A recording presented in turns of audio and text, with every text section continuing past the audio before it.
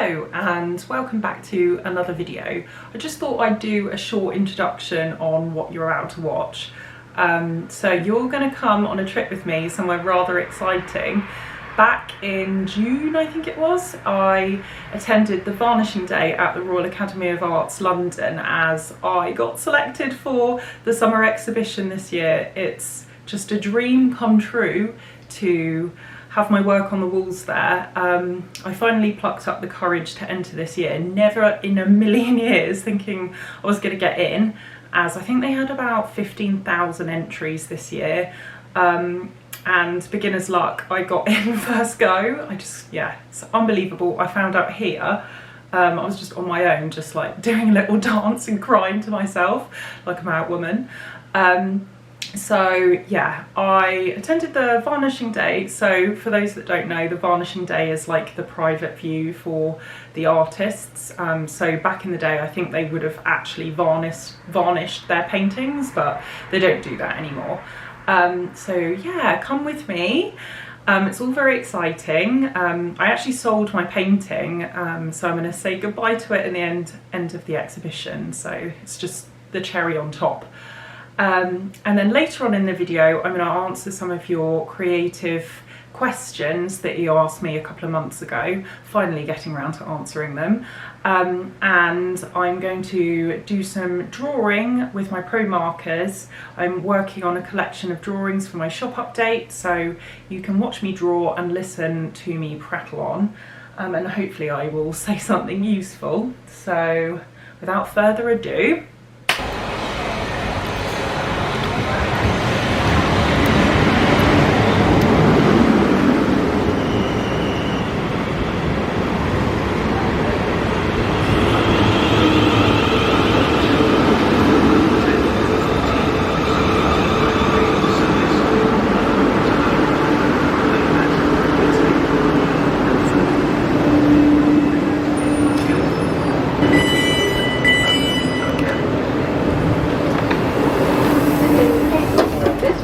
for London Waterloo. The next station is Whitley.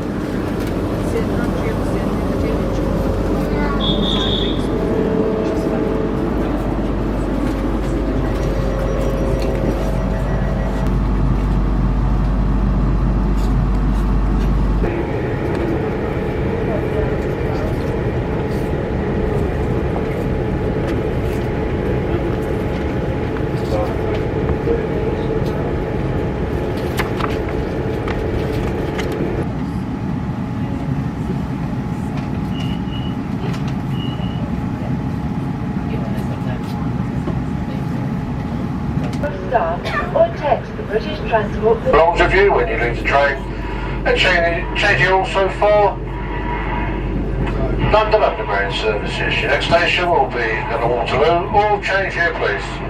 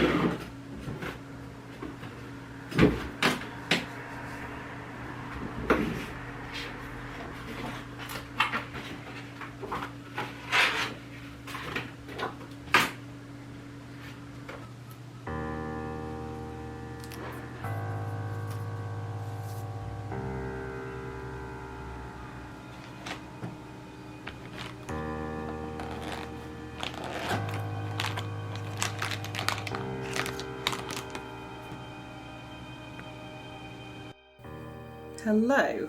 So I'm going to try and get through all of these creative problems as quickly and concisely as I possibly can, with as minimal waffle from me as I can muster, but it is me, so we'll see. So the first question, it's not really a question, it's a statement, but it's creative burnout. So I assume this is how I cope with creative burnout, and it's something that I usually suffer from when I've had like back-to-back commissions. This is usually after Christmas time. Not that I've had this issue for the last couple of years, as I've taken a break from my commissions, but yeah, very much like have suffered from creative burnout before, and it's not fun.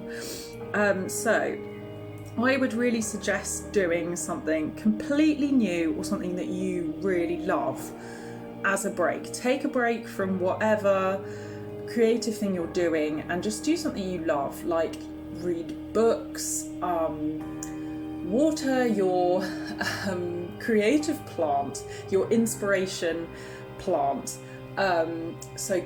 Read books, watch films, TV series, go to museums, galleries, go for walks, anything, cooking, anything that you enjoy doing that isn't the primary focus of your creativity, because hopefully doing new things will spark creativity in you, it'll give you new ideas, it will make you miss your creative endeavour, hopefully.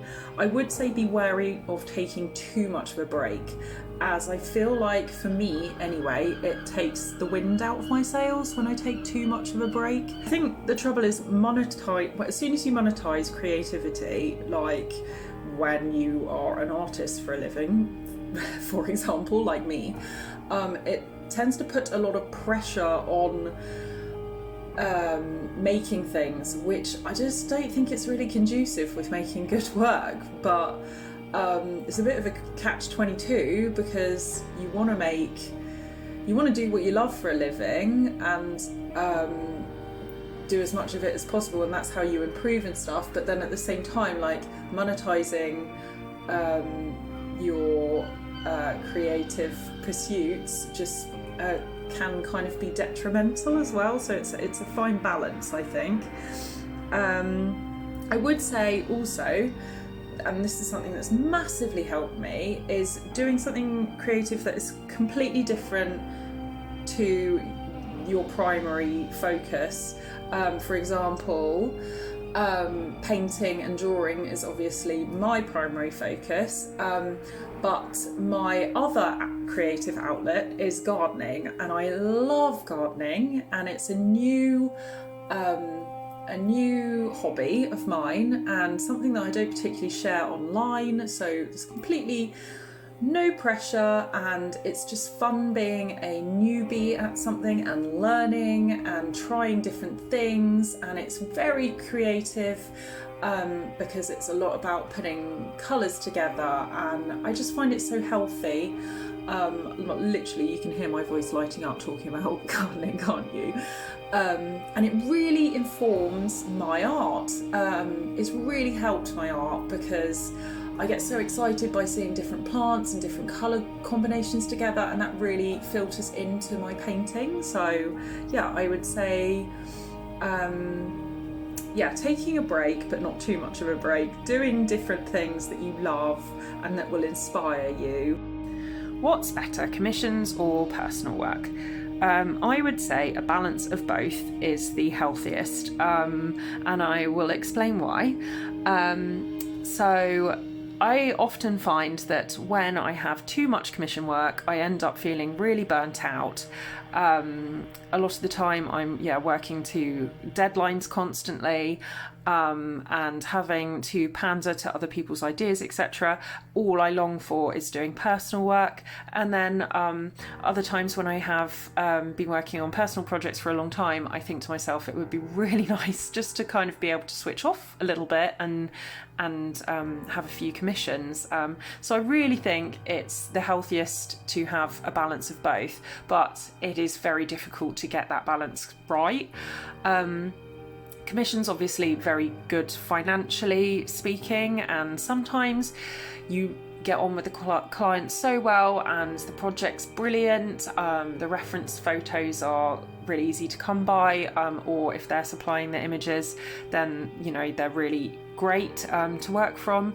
And then other times it's more challenging. In my line of work, pet portraiture, I've been doing for the past coming up 7 years. The most challenging aspect of that was trying to get good, decent reference images of the pets. That was a real challenge, and something that was a constant sort of struggle for me. But then, personal work is really good for being able to do examples of the kind of work that you want to get. So it's really good for, I think it's just really healthy to have personal projects and explore your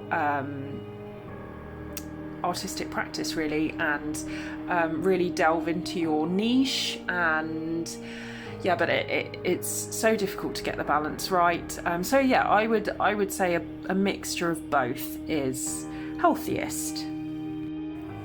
How to focus on working on paintings for a longer period of time. I can only work in 1 hour chunks. So I suppose I would want to know a little bit more about why you're being distracted here. Is it that you're the fact that you can only work in 1 hour chunks, is it because your attention span only allows for a 1 hour chunk? I would say what's helped me is finding a positive distraction. So I used to listen to the radio, and then I gravitated onto listening to audiobooks and podcasts, which I listened to on my phone. And I realised that because I had my phone on my desk while I was listening, that I would, the distraction would be there of my phone sitting there. So I'd have a little scroll, maybe check my emails, you know how it is. So once I kind of figured out, this is kind of, not very productive having my phone in the room, I put it in another room. I also, because of that, I kind of had to look for some other way to entertain myself. So I started watching films and TV shows when I work, and my god, it has completely changed how long I can sit at my desk. If you stick a good film on, I literally am there for hours. It tends to be it has to be something that I'm familiar with, or I'm not that passionate about watching. Definitely nothing with subtitles, as obviously it's very difficult to follow if you're constantly looking away. But I found that having a positive distraction really keeps me chained to my desk. I suppose it just stops you getting bored with the drawing or the painting or whatever you're doing. So I would say like maybe write down figure out like what is it about that's distracting you to the point where you can only work on in 1 hour chunks. Is it that it's uncomfortable? Like maybe it's something to do with like your working station, your what seat you're using, like is it hurting your back? I have a terrible chair, but I do have a table easel, which means that I don't slouch over my desk and like hunch my shoulders, because I really noticed I noticed the difference if I draw on my desk, just like the pain in my shoulders is so much worse.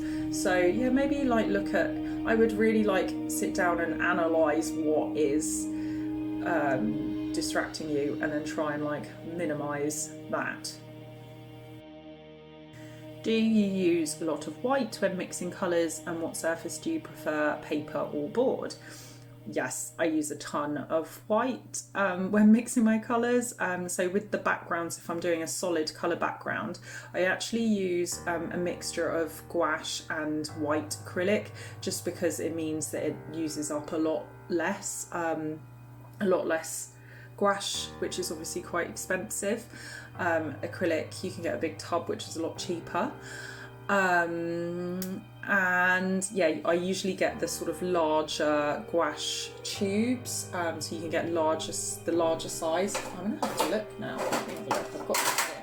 I think they're 14mm. Oh no, so the small ones I think are 14mm, aren't they? Yeah, the small ones are 14mm, and then the large ones are 37 millilitres.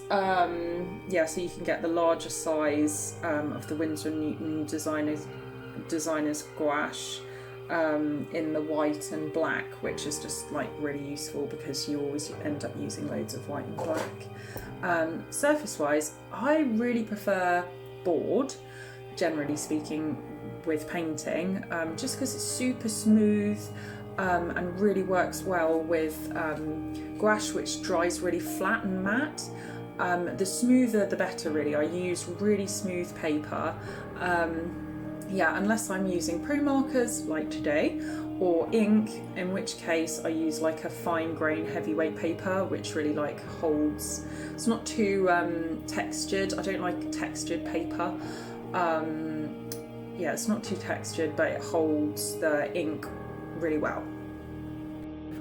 I've also got a colour blocking question, which I'm more than happy to answer, but I feel like it's going to be much easier to explain if I am doing a painting in gouache as an example, so I will answer this properly in a future video.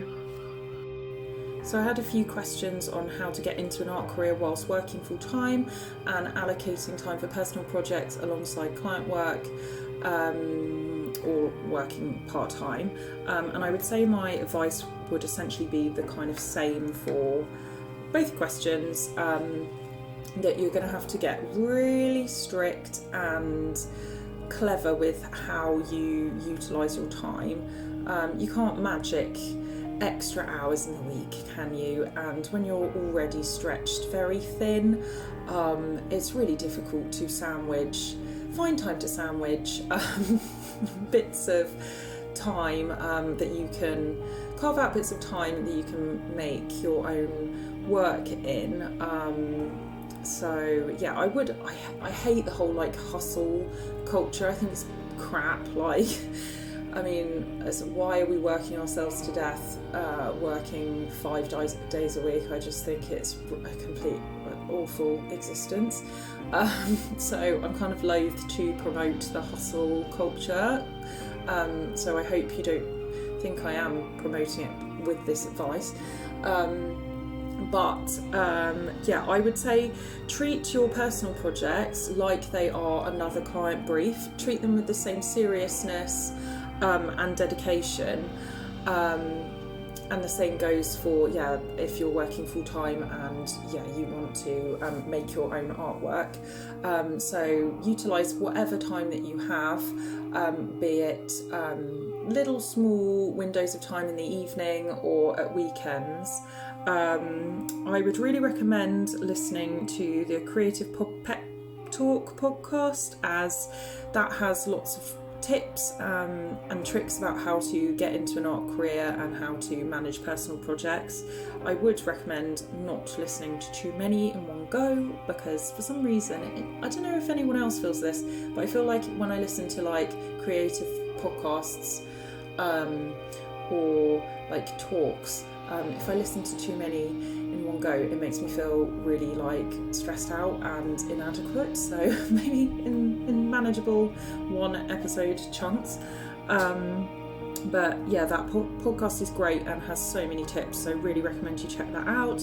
I would really recommend you try, you look up The Artist's Way by Julia Cameron, which is like a sort of self-help book with how to tap into your creativity. I've done it and it was really, really brilliant. I would recommend that to anybody who kind of wants to get into the creative, just be creative in general, really.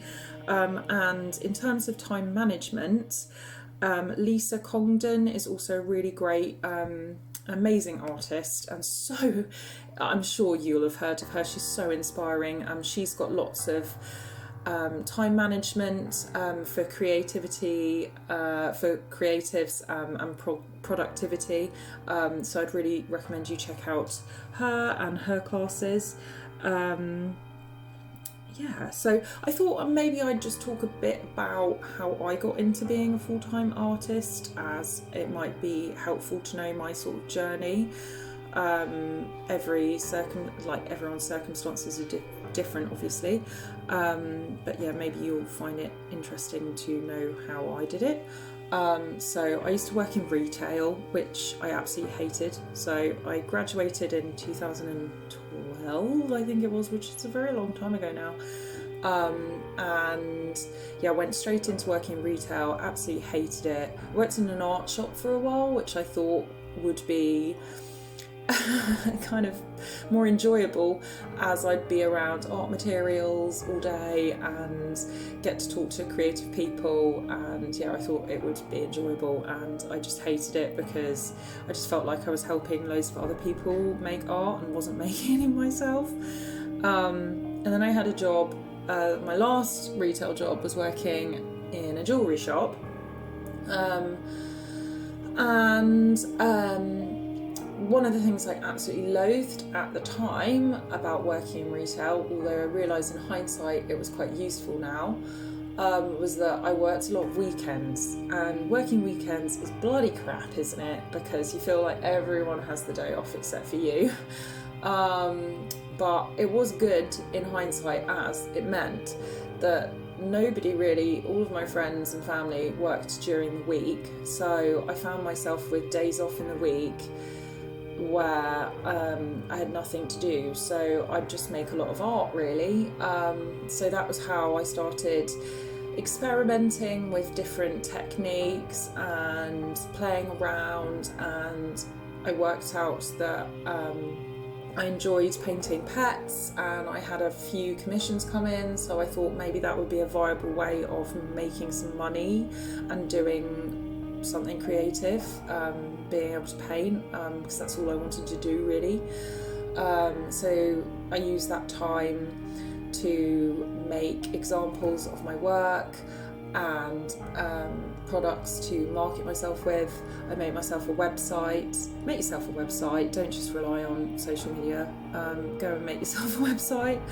And I set up my social media profiles, and kind of that's how things kind of started, and it snowballed from there, really.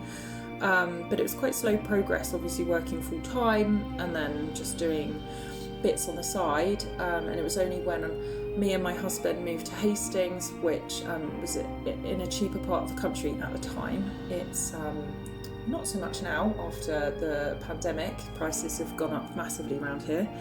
but we were in a fortunate position to be able to buy our home. So for the first time in our lives, we weren't paying extortionate rent, so I could really afford to give being an artist a go. So that really helped jumpstart my career.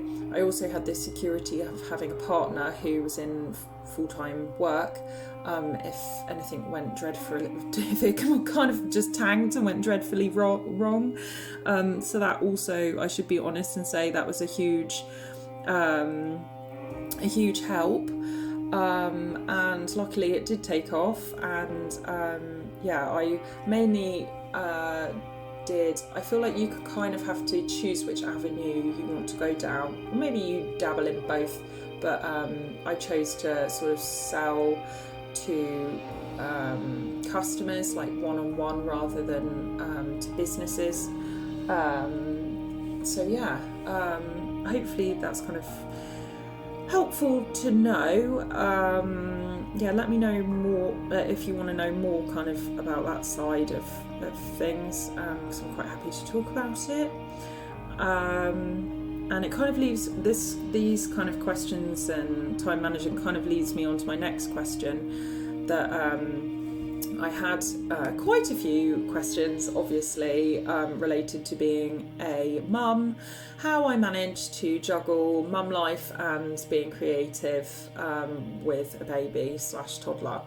And the answer is it's exceptionally difficult, unsurprisingly, and I don't ever want to seem like I'm moaning about it, because obviously I love being a mum. It's wonderful, but life is I feel like life is just not geared up to work, like to facilitate working mums, right? And working from home is quite tricky, as you're kind of always able to be on call. I mainly just make work when Marcy naps or when Ollie's working from home. We're really lucky that after the pandemic he ended up being able to work from home quite a lot, so it means that when he finishes work at 5:30 he's able to take over Marcy, and I can do some work in the evenings, which has been a huge blessing. But essentially my working week, where I used to work 8-9 hours every day, has shrunk down to working probably 8 hours over the whole space of the week. So it's really difficult to find time, and sometimes in the evenings the last thing I want to do is make art. I just want to sit on my backside and watch Succession, especially if Marcy's not had a good night's sleep or whatever. It's just, you're knackered. Again, I would say really try and utilise whatever spare time that you have. Make it easy on yourself. Choose a really easy medium. As I said in a previous video, the reason I got into sketchbooking and Copic markers in the first place was because of Marcy. That Copic markers are really easy to pick up and put down, and whip out when and if I had the time to make art. So make it easy on yourself. I'm very lucky that I've got an at-home studio. I share it with my husband. He uses it as an office also. But what's really helpful for me is being able to have all my art stuff out and in one place, so that if I need to run to my desk in a tiny window of time, if it presents itself, I can just run to my desk and everything's already out waiting for me, so I can just get stuck in, and I don't have to faff around with preparing things. So you don't have to have your own studio. It can just be a little corner in your living room. Find a desk, find a table easel, find an easel. If you've got like a little tray or a box, just keep all your art stuff in one place that you can just whip it out really easy. Just make it like streamlined and easy for yourself. I also like pre-plan everything that, I'm not rigid with it. I don't keep spreadsheets or whatever. I just have my little journal that I note down ideas in. But I kind of have a very clear idea of what I want to get working on before I sit down and start. So I'd say that was also really helpful. But I just kind of wanted to end this advice section on saying, just giving you permission to rest and giving you permission to chill, and mum guilt is a real thing, isn't it? You're constantly telling yourself you're not doing enough, so it's just little old me over here telling you that you are doing enough, and if you want to rest, and if you want to watch some trash TV, you watch it, you've earned it.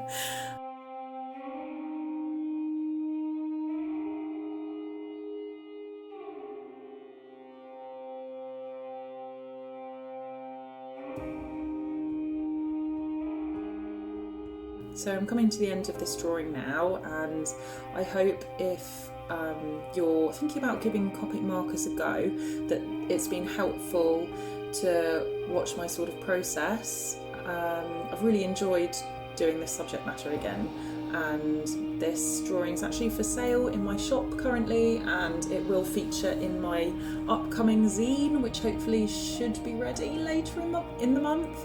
A pre-order is also up in my shop for it. Thank you so much for being here and for all your kind comments, and I really appreciate you guys so much. Thank you for watching, and I will see you again soon for another video. Bye!